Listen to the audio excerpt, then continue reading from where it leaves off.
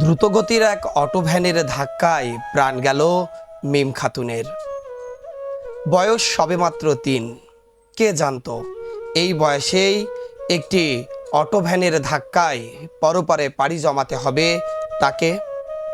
আজ সকাল 11টার দিকে ঝিনাইদহের শৈলকুপা উপজেলার সারুটিয়া ইউনিয়নের গোসাইডাঙ্গা গ্রামে গোসাইডাঙ্গা থেকে গড়াই নদীর ঘাটে যাওয়ার রাস্তায় এই দুর্ঘটনা ঘটে বলে জানিয়েছেন স্থানীয়রা।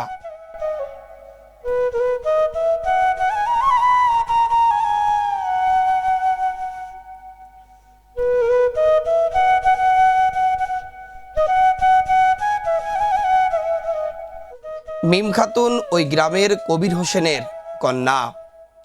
পুলিশ ও স্থানীয়রা জানায়, বাড়ির সামনে রাস্তার পাশে খেলছিল শিশু মিম।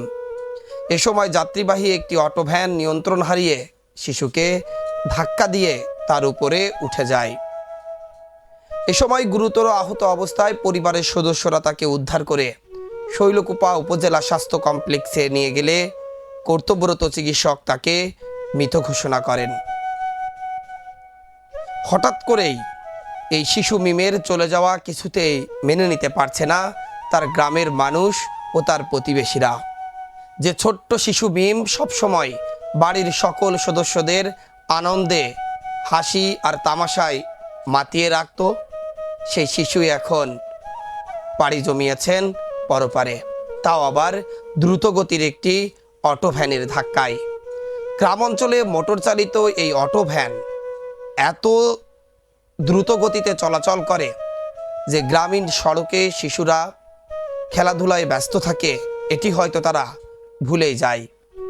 কারণ বাড়ির পাশেই এখন পাকা সড়ক, সব সময় ইচ্ছা করলেও ছোট্ট শিশুদের আর খেয়াল রাখা সম্ভব নয়। তাই গ্রামীণ সড়কগুলোতে চলাচলের সময় আমাদের অবশ্যই ইঞ্জিন চালিত যে যানবাহনগুলো রয়েছে বা মোটর চালিত যে যানবাহনগুলো রয়েছে সেগুলোর গতি কখনোই 30-এর বেশি তোলা উচিত নয়, যাতে মুহূর্তের মধ্যে কোনো দুর্ঘটনা ঘটার সম্ভাবনা জাগলে তা নিয়ন্ত্রণ করে ফেলা যায়। সড়ক দুর্ঘটনা যদিও দৈব চক্রের বেড়াকলে পড়েই ঘটে, কিন্তু তারপরেও আমাদের সতর্কতা অবলম্বন করা উচিত, যাতে মিমের মতো আর কারোর প্রাণ অকালে ঝরে না যায়।